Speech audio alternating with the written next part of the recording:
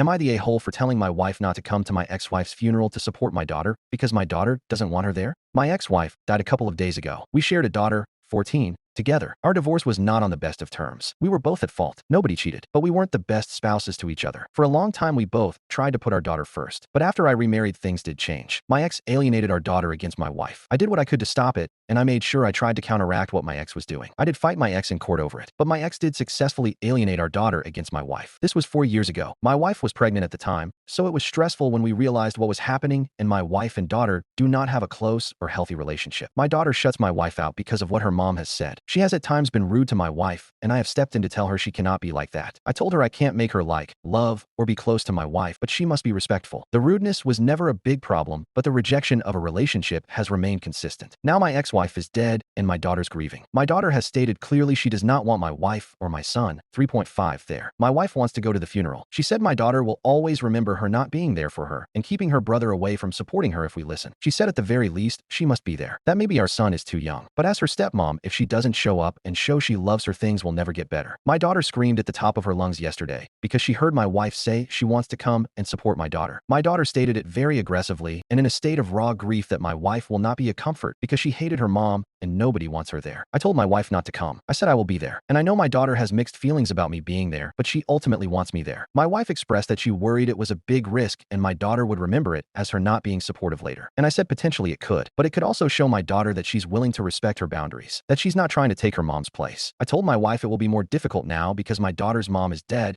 and it can be hard to see the flaws in people's actions when we lose them too soon, and I feel deep down that if she shows up, my daughter will turn against her more. My daughter sought the advice of the family therapist we have visited over the years, and the therapist agreed with me. But my wife was upset. She told me she wanted my support and that she felt like I was encouraging her to not be a good stepmom.